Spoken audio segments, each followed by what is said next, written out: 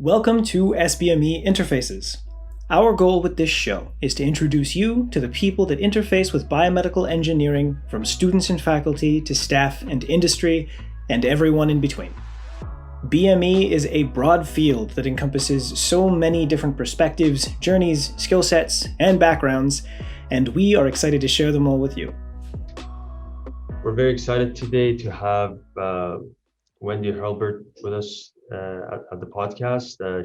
She's a passionate global executive with more than 25 years of experience in the life sciences and technology sector. She's currently the president and CEO of Life Sciences BC and has held numerous positions in different sectors, including Johnson & Johnson and the Heart and Stroke Foundation of Ontario. And her leadership has extended across Canada, US, Europe, South Asia. She holds a BA in Finance and Economics from Western, an MBA from Queen's, a certificate in Strategic Leadership from Sauder School of Executive Education, and is a certified privacy professional. She currently serves on the Clinical Trials BC Advisory Board, the External Advisory Committee of the Center for Health Evaluation and Outcome Sciences, and Greater Vancouver Board of Trades, Government, Budget, and Finance Committee. Welcome, Wendy. Thank you very much. It's great to be here. So started with all of our guests on sort of the same point, which is how the last year has affected you in one way, shape, or form. It's more interesting though with you, considering that there was research that was both stopped and kickstarted in the life sciences community. So as one of the key focal points of that community, what kind of impact did the past 13, 14 months have on your work? So, I mean, as you say, sitting in the life sciences sector, I think we experienced COVID in the past 13, 14 months a little bit uniquely, in the sense that all the challenges that COVID presented were squarely upon us very quickly. At the same time, a lot of great opportunities came forward too. And we were also uniquely positioned to be at the forefront of both of that. So it's been, I often say it feels like there's a milestone of before COVID and after COVID, and everything is a blur as to where it fits into that. As a sector, as a community, so a little bit about Life Sciences BC as a starting point for your listeners. So we're a not-for-profit organization. We're a bit unique versus other provincial organizations such as ourselves, because we bring together academia, research institutions, industry, both small emerging SMEs, small medium enterprises, as well as some of the global players in our sector. We also have government and the healthcare system as part of our members, and we have a number of organizations that are that provide services to the sector. So whether they be the investors, the accountants, privacy professionals, we even have an architectural firm. So we really are the voice of the entire sector in one organization.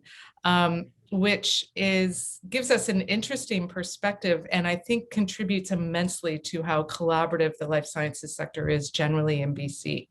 So going back to the early days of COVID, and you would recall this, being, I assume, on UBC campus, when the campuses were closing and the labs were ordered to close, a number of our leaders reached out to me and said, before these labs close, let's collect all the PPE. Let's collect all of the equipment that can be helpful in the early stages fighting of COVID-19. And now, if you recall, last March and April, which is probably hard to remember specifically, we were in a very critical shortage of PPE. We didn't have enough lab reagents. Testing was in scarce supply because we were trying to still at that point be very targeted from a contact perspective, at least in BC.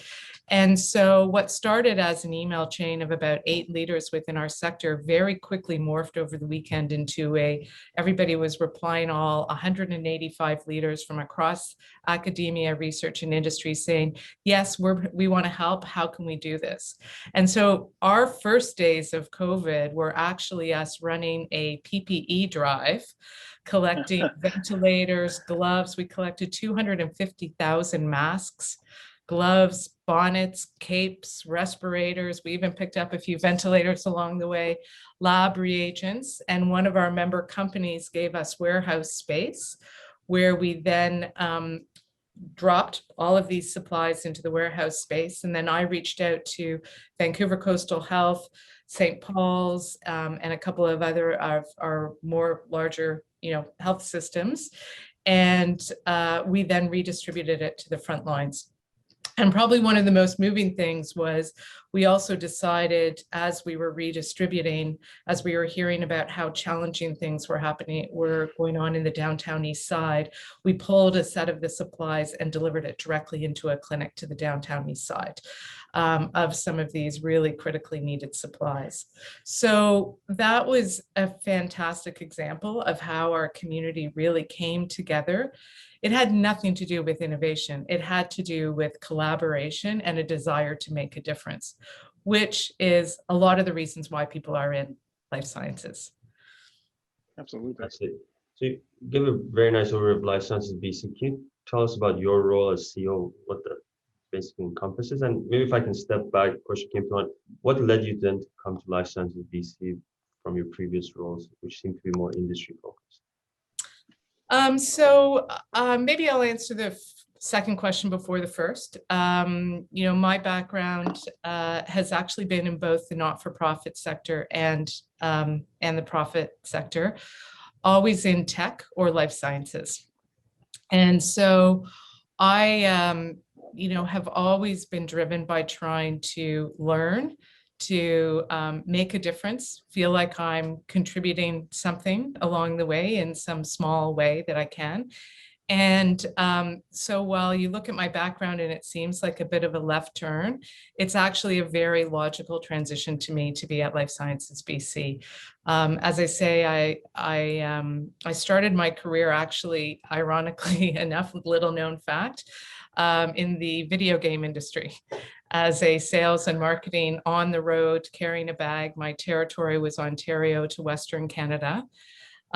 It's one of the passions I have in digital health, because you see a lot of that video gaming and gaming gaming approach in a number of digital health engagement tools. And in fact, I'm dating myself, but back in the early 90s, we had a game that essentially was, before we used the word avatar, but of a particular character that as they ate healthy food, they got stronger and they could therefore attack their enemies. And, if we had that game now, it'd probably be super popular. But anyway, so I then went on and worked in a number of not-for-profits. I did volunteer development work in Guyana, South America, and worked in an operating room. We created a MASH type portable operating room to do cataract eye surgery in the middle of nowhere, Guyana, basically. And I did that I was, as a finance and economics undergrad, an assistant in surgery for ophthalmologists that volunteered their time to do that. And I came back from some of those experiences and then went back to school to do an MBA with the intention to actually end up in the not-for-profit sector. Took a little bit of a detour along the way and was at Lexmark International for a number of years as the Canadian CFO and then South Asian CFO.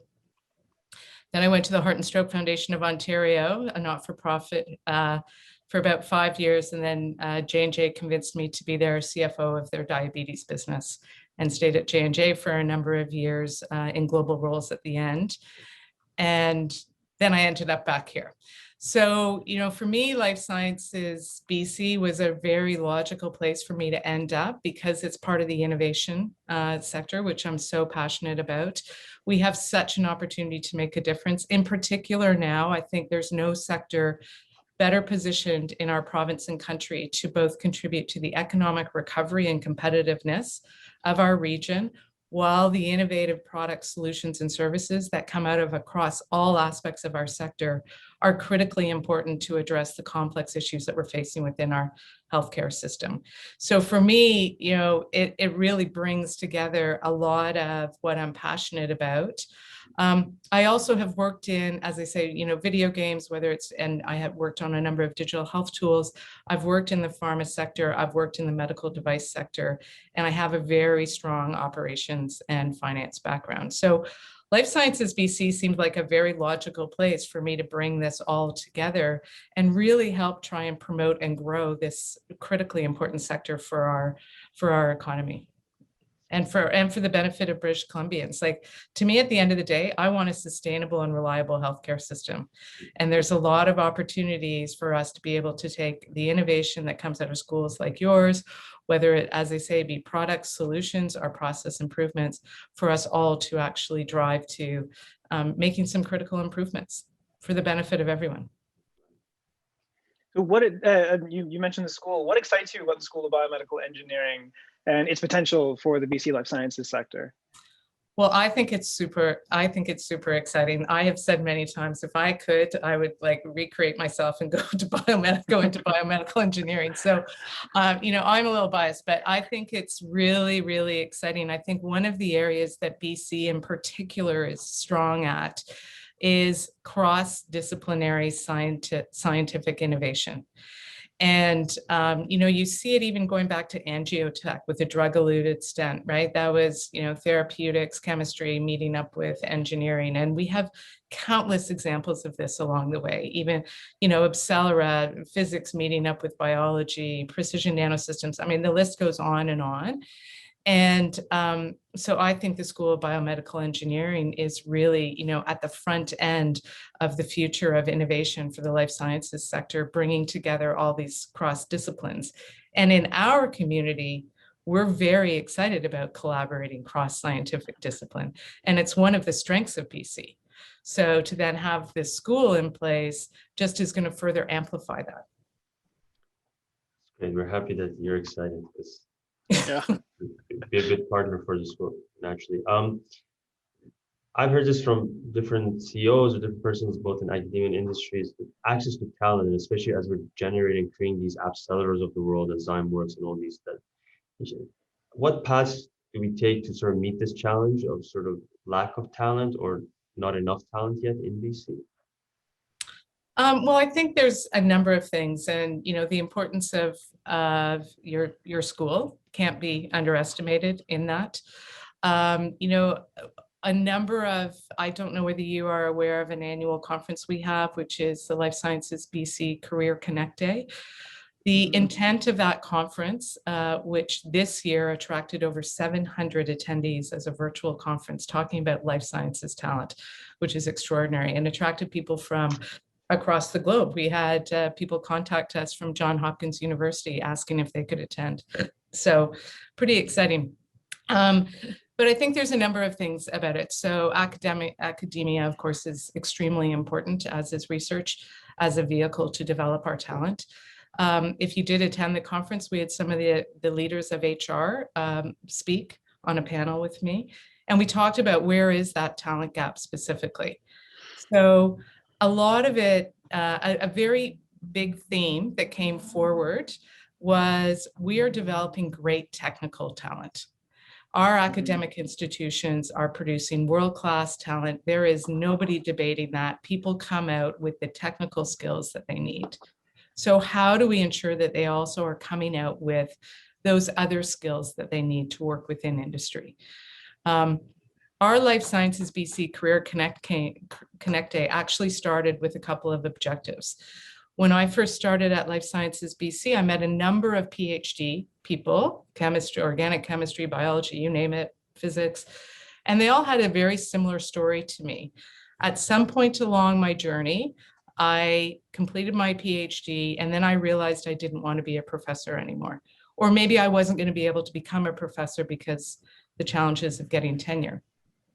And I had no idea what else I could do with my talent. And then they always had a very, you know, usually quite interesting story that ended up leading them to, and now I'm the chief commercial officer at Stem Cell, or now I'm doing whatever it is. And so our first objective there was to actually really try and profile the types of careers that people could have in life sciences, so that people could be thinking of those careers and think about what are those other skills that I may want. Also to profile life sciences careers to people that may not have a scientific discipline, but may be interested in taking that turn, and what would that look like? So we had leaders talk about their journeys. We also really want to get in front of people like that are in your school and other disciplines, the companies and what they do, so that they could learn about what do I do in business development at Zymeworks, or some of our smaller organizations that people may not even know about. We also had Clinical Trials BC there, and Chaos there, and venture capitalists there, so that people could really learn about that breadth of where they could go. And as a result, try and make connections into those companies, and then learn about the types of skills that they need in order to be successful. We're blessed in BC. We are the strongest we've ever been, and our companies are hiring, and they're willing to train people.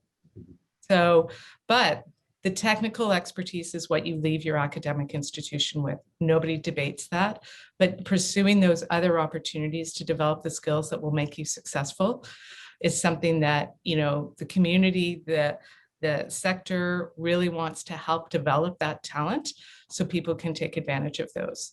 The other thing is attracting talent, and so, we need to develop our talent. We need to retain our talent. And as we get companies that are growing and better diversity of organizations out there, for those that want to pursue a career, there are many more options than there used to be.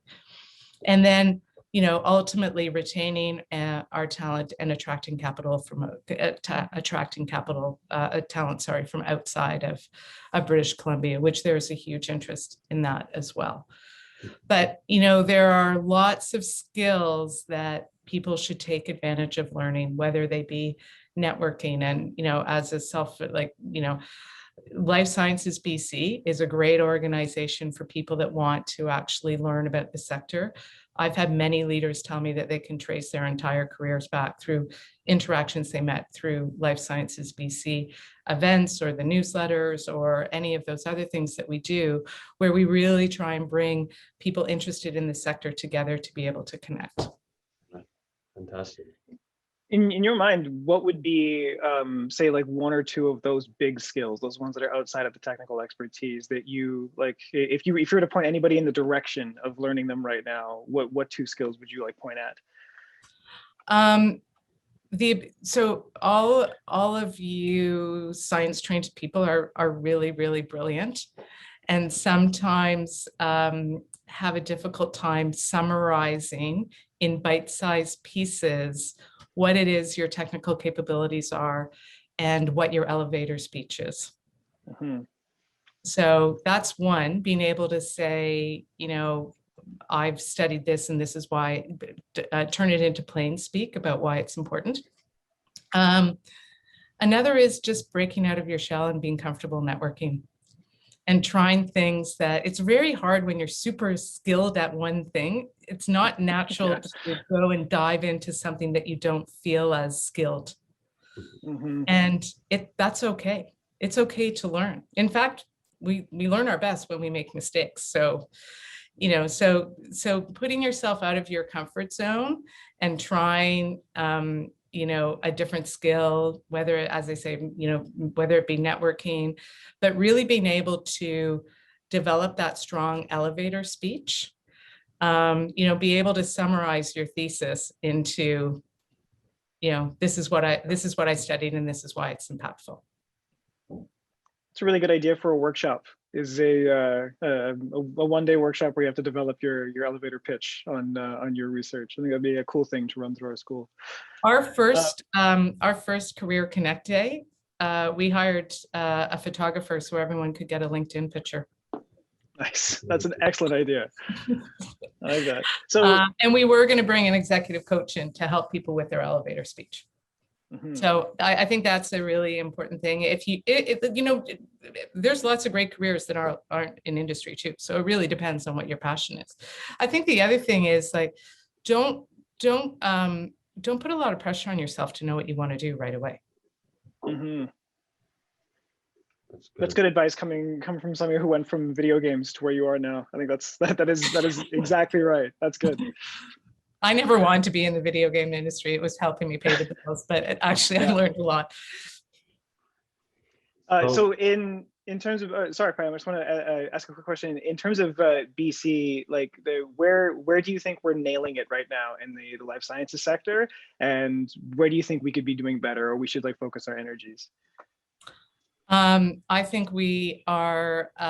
We haven't been in such a strong place in over 20 years. So it's a really exciting time in British Columbia right now. Clearly in COVID, British Columbia, globally led the way. So if you think about the Pfizer vaccine, that is based off of Acuitas, which is a UBC spinout. It's been around for about 15 years. They developed the delivery mechanism, essentially the delivery platform that is delivering that vaccine. Acuitas had been working with BioNTech for 5 years on developing a cancer vaccine. COVID hit, they pivoted, in swoops Pfizer that can help scale, and now we have a vaccine, and we should be extremely proud. It's based off of BC technology. So that's amazing. That's also how an ecosystem works, right? Yeah. It always starts, the life sciences ecosystem, it always starts with great world-class science, and then is enabled by capital and talent and access to markets, infrastructure, data, et cetera.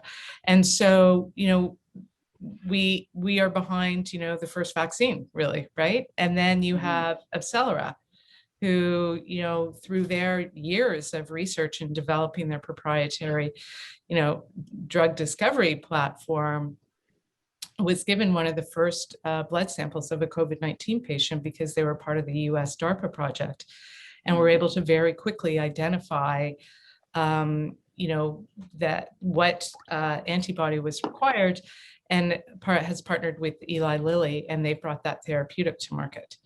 So, you've got BC companies leading the way in COVID-19 responses, and there are multiple other companies that have developed tests, rapid tests, there's lots of vaccine work going on. We in BC are extremely strong in mRNA and antibodies, and you see that today. The other thing that's happening, not that it's all about the numbers and the size, but it shouldn't be lost. We in BC have the largest biotech employer in Canada in stem cell. We have the 3 largest biotech companies in Canada in AbCellera, Zymeworks, and Aurinia on Vancouver Island. We have the largest medical device design company in Canada in Starfish Medical. We have we have what has arguably emerged as a cluster in 3D printing. And so there are lots and lots of areas in BC where we are the strongest that we've ever been. And so it's a super exciting time to be in this sector and think about, both studying it and from an academic perspective, but also what you can do with that post-graduation. One area that's fascinating for both Megan and I is leadership, and you've been in various leadership roles. So what are some of the lessons you've learned about leading and leading well, being a good leader over the years? There's lots of lessons. As I say, sometimes the lessons that are the most impactful are the hardest to learn along the way. But I would say a couple of lessons. So one, as a leader, you don't need to know everything. And in fact, you're at a disadvantage if you think you do know everything. So a lot of people say it, it's very true. Surround yourself with people that have complementary knowledge and skills, not the same. Another is the importance of diversity. Diversity of thought, diversity of background, diversity of skills, obviously, diversity of gender, race, etc. But diversity is really critical. I was, in my MBA, one of 12 out of 80 women. And in my first management job, I was the only female, the only person that was 20 years younger than all the other people around the table. And it was at Lexmark, and Lexmark was a spin out of IBM, and I was the only person that didn't have IBM experience. And so, finding your place in that can be extremely challenging. And yet it added a diversity of thought that sometimes made people uncomfortable, but at least it was there, I guess. I think the other thing is what I already said is around collaboration, and put yourself into circumstances that you may not naturally feel comfortable in. It may be surprising, but for me, coming into this role, I had no idea how much public speaking I was going to be doing. And then you throw COVID into it. And one of my peers in another organization, about 8 months ago, we were doing a video interview, a webinar together. And so I said to her, well, how are you enjoying all of a sudden, I say jokingly, being a talk show host? And she said, well, my 20 years in media trained me very well. And I'm like, my 25 years as a CFO didn't quite give me as much training, but okay. So, the last year has, you ask about leadership advice. So I've always had to pivot along the way. I've put myself into roles, as you even see from my background, like I became the controller of an organization and I didn't have a CA. So I had to really spend time, believe in myself, have people believe in me, and find myself the information and the skills that I need to be able to do that. And we as an organization for Life Sciences BC have pivoted extraordinarily over the last year, whether it was starting to run a PPE campaign, switching all of our events to online. We're a member organization. We've been very focused on what do our members need during this time, and how can we help our members? And that has caused us to do many, many things that have taken us out of our comfort zone, taken risks. We were running fitness with Wendy for 6 weeks last year because everyone was complaining about sore necks and backs from video calls. So for half an hour every Wednesday with my cousin, who's a personal trainer, we did fitness classes. Like, who would have ever thought? So, you have to try things. Some of them are going to fail. Some of them aren't. Some of them are just going to be a distant memory and you go, wow, I can't believe I did that. And you move on. And so, but trying new things, right. and always be curious. For sure. Yes. That's very important. As we're approaching time and you're super busy, maybe I'll ask one sort of fun question, then Miguel will take us to the finish line. So I'm sure you're extremely busy, but what do you do to unwind and get the stress out of your neck and other areas? Okay. Well, I try not to, it's very hard sometimes, but I really do try not to take all of this too seriously right now, at least as it relates to COVID-19. The last 12 months, I've really, really tried to focus on the opportunities that come out of this, because life can just bring you down too much. I thank Bonnie Henry every day that she allowed us to keep hiking. Yeah. And we were not completely locked down. I spend a lot of time in the trails in North Vancouver with my dog, and every once in a while another person 6 feet apart on a trail, which we're still allowed to do. So I need to be able to get outside and get some exercise, or I will go a little bit stir crazy and start to take things too seriously. Yeah. Okay, so last but not least, are there any current or upcoming initiatives, projects, endeavors that you're overseeing that you're really excited about and you'd like us to get excited about too? Yes, I am super excited about the fact that a positive that came out of COVID-19 is that the general understanding of what the life sciences sector is better. That the BC government actually recognizes the importance of the life sciences sector, both as an economic driver for the province, as well as the critical role that we play in innovation, and how that innovation is really critically important for the health system. So I'm super excited about working with the BC government in helping continue to influence that life sciences is a big portion of the economic recovery strategy. I'm also super excited about, as I say, the School of Biomedical Engineering, the cross-functional and cross-disciplinary approach that our academic institutions are are taking in order to be able to take some of this amazing innovation and knowledge and bring it out of academia and bring it into, into the sector for the benefit of British Columbians and abroad. So I couldn't feel more optimistic about the sector. And to me, quite honestly, it's a huge privilege to be in a role like this and work with everybody and be the voice of the sector as we continue to promote it and raise the profile and grow it. Thank you so much, Wendy, and we're very lucky to have you here in BC, and hopefully we can integrate more into life sciences BC as part of the school. And thank you a lot, and wish you all the best. Thank you. Thanks very much. You.